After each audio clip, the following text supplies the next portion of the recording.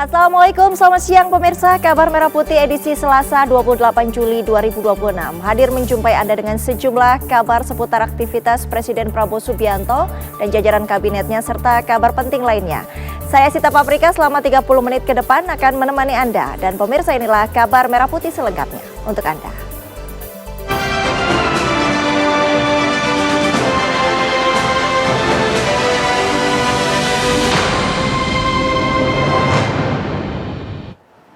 Kita mulai kabar pertama. Pejabat Gubernur sementara Bank Indonesia Destri Damayanti hadir dalam rapat terbatas bersama Presiden Prabowo Subianto. Usai ratas, Destri menegaskan pasar tidak perlu panik dalam menyikapi pergantian pimpinan di tubuh Bank Indonesia.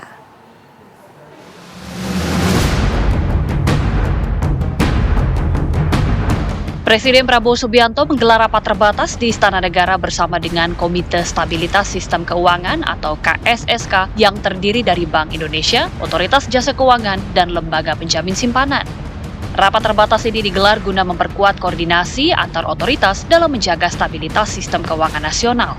Dalam rapat tersebut, KSSK menegaskan komitmen untuk terus meningkatkan sinergi antara Bank Indonesia, Kementerian Keuangan, OJK, dan LPS agar setiap kebijakan dapat berjalan selaras serta mampu menjaga ketahanan ekonomi nasional.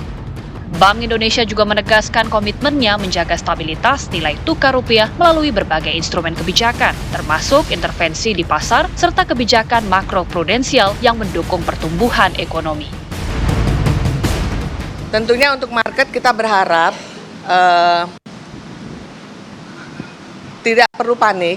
Kenapa? Karena kami dari Bank Indonesia tetap akan menjalankan kebijakan kami seperti juga yang sudah kami lakukan sebelumnya. Jadi stance kebijakan kami tidak berubah, bahwa stabilitas nilai tukar akan tetap menjadi kunci dari kebijakan kami saat ini, sehingga kami juga akan terus berada di pasar, baik dengan melalui intervensi di spot, di NDF ataupun NDF, dan juga tentunya di satu sisi juga kebijakan kami yang bersifat untuk pro growth akan kami teruskan melalui kebijakan makroprudensial kami. Dengan koordinasi ini, pemerintah menegaskan komitmennya menjaga stabilitas sistem keuangan sebagai fondasi penting untuk memperkuat kepercayaan pasar. Dari Jakarta, Iman Fajar, Muhammad Ishak, TV One mengabarkan. Sementara itu, Komisi 11 DPR RI merespon pengunduran diri Peri Warjio dari jabatan Gubernur Bank Indonesia. DPR meminta agar transisi kepemimpinan tidak mengganggu pelaksanaan tugas Bank Indonesia dalam menjaga stabilitas perekonomian nasional.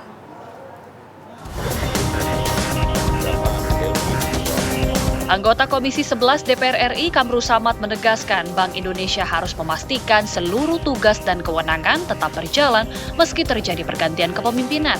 Menurutnya, Bank Indonesia memiliki peran strategis dalam menjaga stabilitas nilai tukar rupiah, memelihara stabilitas sistem pembayaran, serta menjaga stabilitas sistem keuangan guna mendukung pertumbuhan ekonomi yang berkelanjutan dan penciptaan lapangan kerja. Kamru Samad juga menekankan pentingnya penerapan tata kelola kelembagaan yang baik, profesional, serta memperkuat sinergi antara Bank Indonesia dan pemerintah dalam menjalankan amanat Undang-Undang Pengembangan dan Penguatan Sektor Keuangan. Kami percaya kompetensi, pengalaman, dedikasi, dan kerjasama, serta dukungan semua pihak, Bank Indonesia akan terus menjadi garda terdepan dalam menjaga moneter perekonomian Indonesia. Kedepannya, tentu kita berharap ekonomi terus bisa tumbuh dan berkembang. Kita berharap kepercayaan pasar global maupun pasar domestik terus tumbuh dan berkembang di bawah nahkoda Presiden Prabowo dan juga sinergi otoritas moneter dan otoritas fiskal serta mikroprudensial. Sebelumnya, Senin kemarin, Peri Warjio mengundurkan diri dari jabatannya sebagai Gubernur Bank Indonesia. Posisi Gubernur BI digantikan oleh Deputi Gubernur Senior Destri Damayanti sebagai pejabat gubernur sementara sesuai dengan aturan Undang-Undang Bank Indonesia. Menurut Mensesnek, Peri Warjio mundur lantaran alasan pribadi, dan alasan tersebut diterima dan dihormati oleh Presiden Prabowo Subianto. Dari Jakarta, Celia Alexandra, TV One mengabarkan.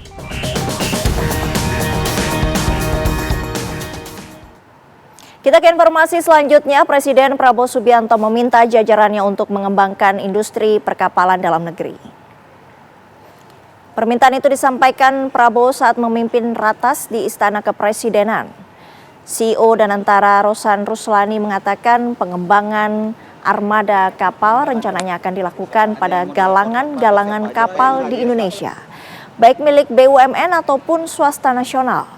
Pemerintah ingin pembuatan kapal bisa dilakukan di dalam negeri, tetapi sesuai dengan standar internasional. Untuk itu Presiden menugaskan Mendikti Saintek Brian Juliarto untuk menyiapkan riset pembuatan kapal.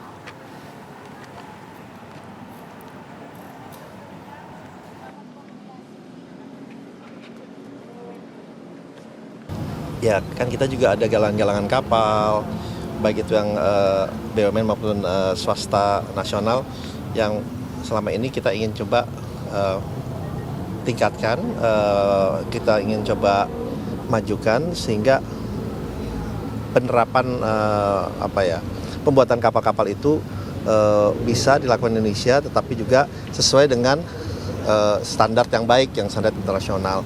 Kebutuhan kapal Indonesia ini sebenarnya besar sekali. Harapannya ke depan industri kapal kita tumbuh.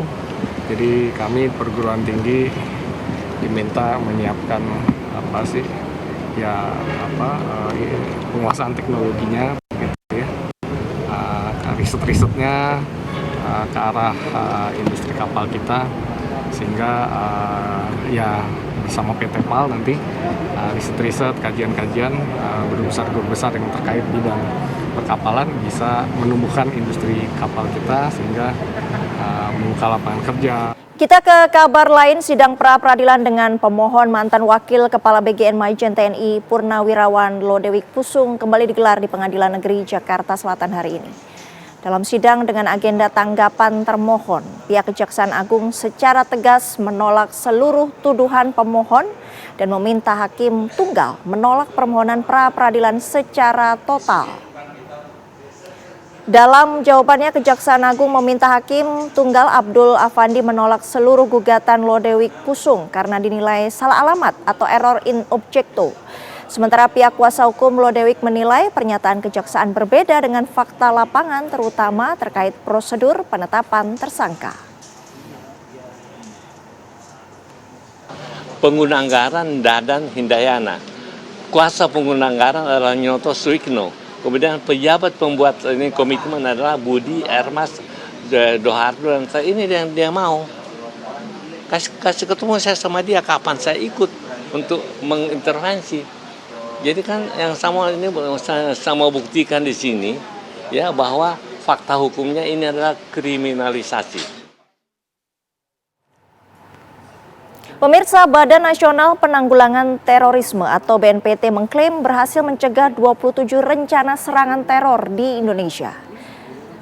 Hal itu dikatakan oleh Kepala BNPT Edi Hartono dalam forum penguatan rencana aksi nasional pencegahan dan penanggulangan ekstremisme berbasis kekerasan yang mengarah pada terorisme. Menurut Edi, keberhasilan pencegahan aksi teror itu terjadi berkat kolaborasi yang baik antara sejumlah pihak seperti Densus 88, intelijen hingga pemerintah daerah. Sementara itu, Menko Polkam Jamari Caniago yang turut hadir dalam acara tersebut menyoroti ruang digital yang bisa digunakan untuk penyebaran paham ekstremisme. Ia meminta semua pihak turut memantau ruang digital agar tak menjadi sarana penyebaran paham ekstremisme. Walaupun ini tidak berangkat dari satu ideologi tertentu, tetapi ini yang juga harus kita jaga. Oleh karena itu kita bersama-sama, tadi saya mengingatkan, kita bersama-sama turut mengawasi, mengendalikan, mencegah penggunaan ruang digital itu untuk digunakan kepentingan-kepentingan yang negatif. Selama ini alhamdulillah 3 tahun terakhir ini, koordinasi, kolaborasi aparat intelijen, aparat penegak hukum sudah dapat mencegah kurang lebih 27 rencana serangan teror selama 3 tahun ini. Ini kuncinya adalah sinergi dan kolaborasi.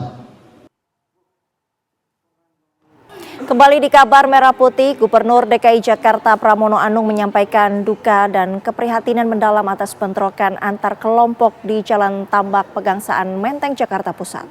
Bentrokan maut yang terjadi pada Minggu pagi tersebut memakan seorang korban tewas.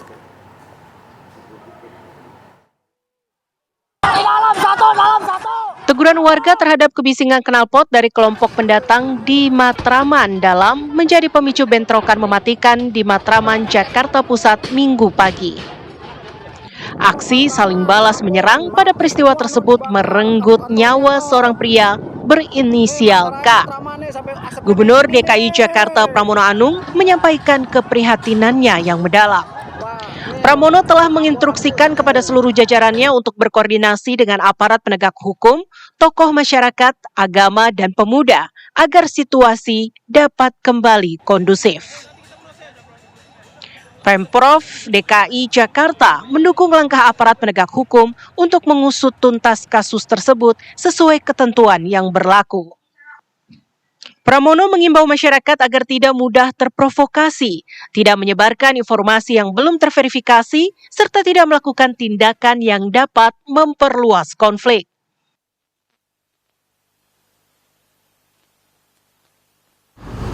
Saudara sekalian, pemerintah Provinsi DKI Jakarta tentunya menyampaikan keprihatinan yang sangat mendalam, sedih, berduka dengan peristiwa yang terjadi di kawasan Matraman. Secara khusus, sebagai Gubernur Jakarta, saya menghimbau kepada semua masyarakat kita untuk kepala dingin, tidak melakukan tindakan provokasi yang berpotensi untuk memperluas konflik, tidak menyebarkan informasi atau disinformasi yang tidak berdasarkan fakta, dan tidak merusak fasilitas umum.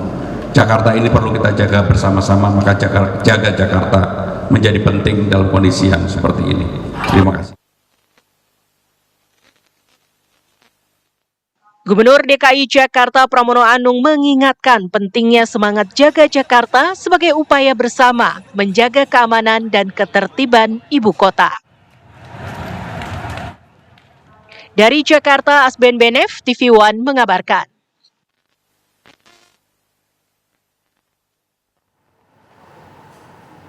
Kita ke kabar lain, Menteri Perlindungan Pekerja Migran Indonesia Muhtarudin membuka International Job Fair di Kota Sukabumi, Jawa Barat.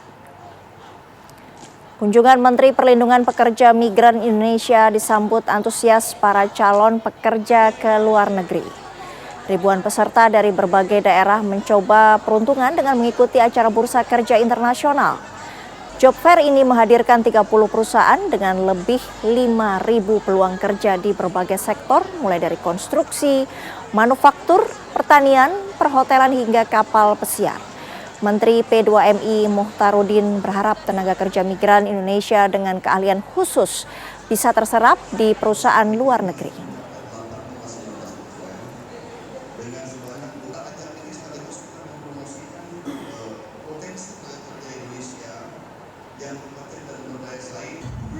Menteri Agama Nasaruddin Umar memimpin doa meminta hujan di lapangan kantor Bupati Wajo, Sulawesi Selatan.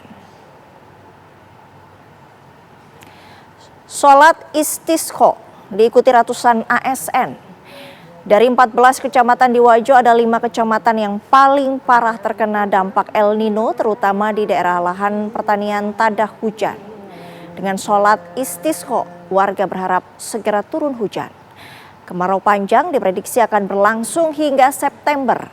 Wajo merupakan salah satu penghasil padi terbesar di Indonesia bagian timur. Kemarau mengakibatkan petani terancam gagal panen. Karunia dari Allah, tapi lupa kita bersyukur. Selama ini, saksikanlah inilah kami para hamba-Mu, berikrar, bertaubatan nasuha. Dan mudah-mudahan sholat istisqa yang kita lakukan di lapangan, di depan kantor bupati ini, insya Allah akan ijabah doa kita semuanya.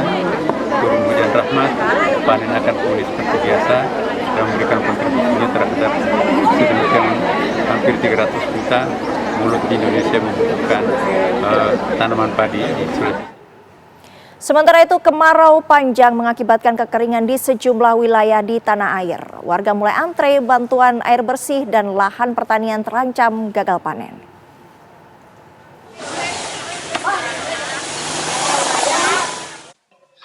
Warga di Cibaregbek, Cibeber, Cianjur, Jawa Barat antri mendapatkan air bersih dari PMI untuk minum dan memasak. Sementara untuk mencuci pakaian dan mandi, mereka memanfaatkan air sungai. Sudah 1 bulan mereka sulit mendapatkan air bersih karena sumur telah mengering.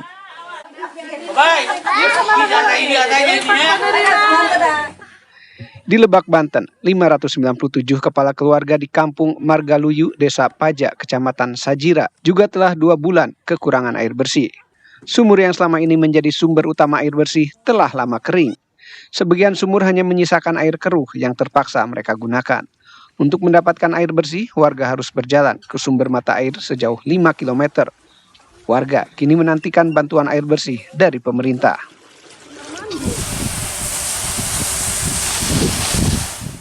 Di Polewali Mandar, Sulawesi Barat, petugas pemadam kebakaran berjibaku membantu petani menyelamatkan ratusan hektar lahan pertanian yang terancam gagal panen akibat kemarau panjang di Desa Rapang Barat, Kecamatan Mapili. 2 mobil pemadam kebakaran dikerahkan untuk menyiram 130 hektar area persawahan yang mulai mengering. Sebagian besar tanaman padi di lokasi ini telah berusia sekitar 2 bulan dan memasuki fase berbuah. Jika tidak segera mendapat pasokan air, tanaman berisiko mati dan gagal panen. Tim TV One mengabarkan.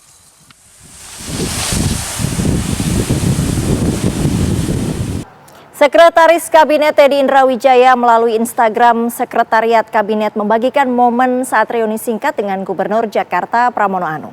Momen tersebut menjadi istimewa mengingat Pramono Anung pernah mengemban amanah sebagai Sekretaris Kabinet Republik Indonesia pada periode 2015 hingga 2024.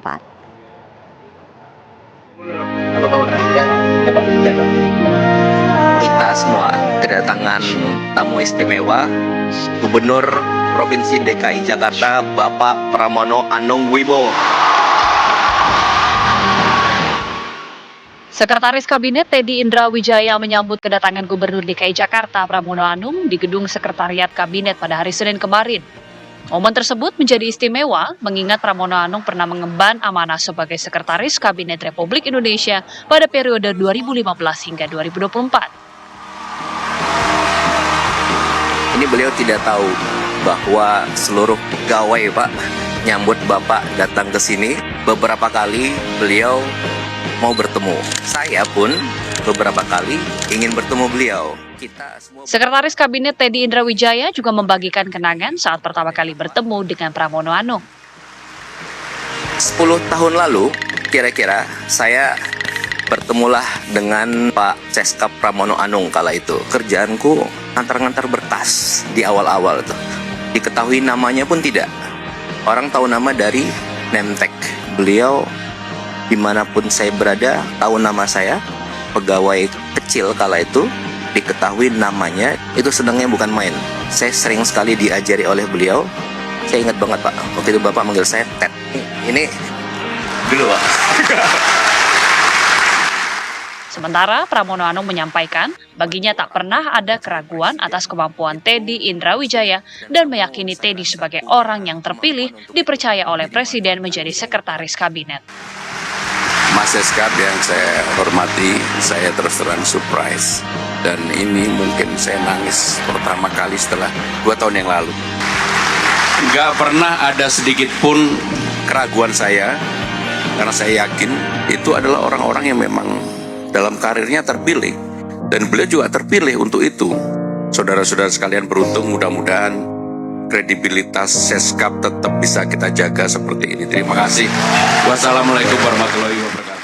Tim TV One mengabarkan.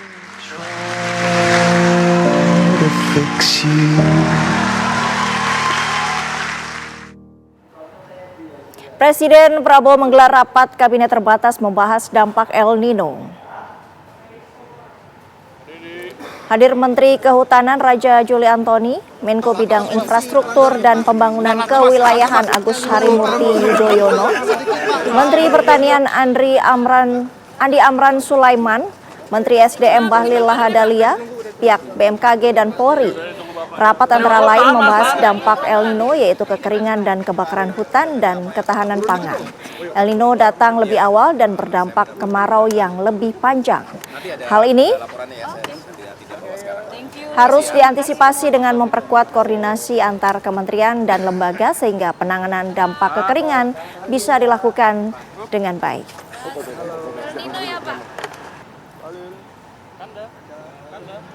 Sedikit Kanda, agendanya hari ini apa Kanda?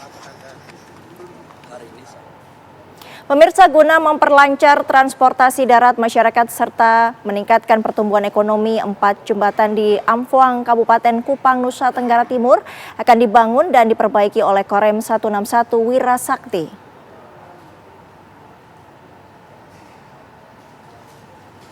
Kita akan membangun 4 jembatan. Yang pertama adalah jembatan Termanu, Kapsali, Bipolo, dan Numpiva. Nanti setelah jembatan ini selesai ini, kan nanti ekonomi akan berjalan dengan lancar. Targetnya selesai Desember.